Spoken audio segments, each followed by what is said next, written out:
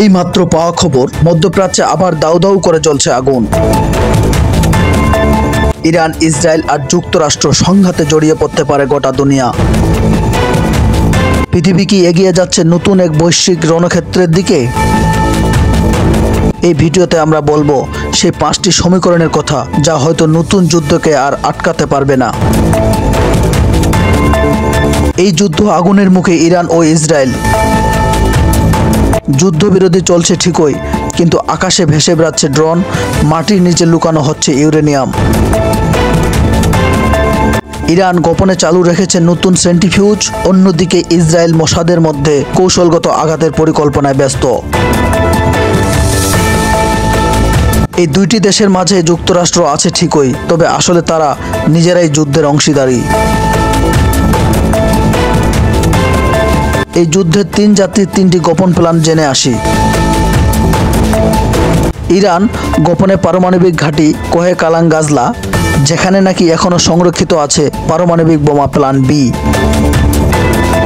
ইসরায়েলের শাডাও ড্রোনবাজ, যেখানে তৈরি হচ্ছে এক প্রকার সুইসাইড ড্রোন, যা একবার উড়ালে ফিরে আসে না।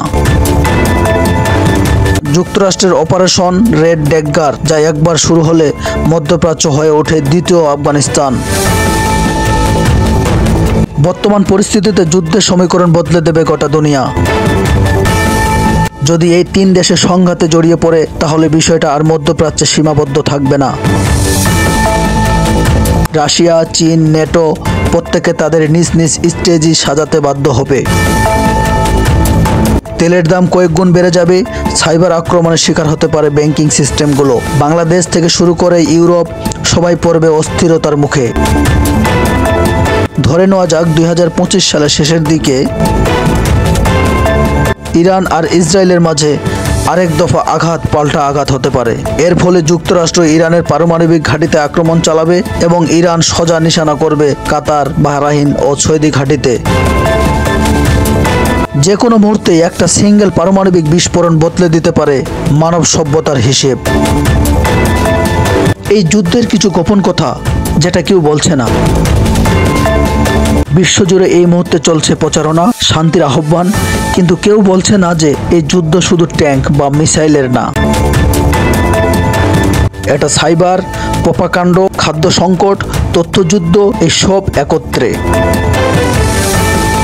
আমরা যারা নাগরিক, তাদের আসল সত্যটা আমরা জানতে পারছি না। সেটাই হচ্ছে বড় যুদ্ধের শুরু।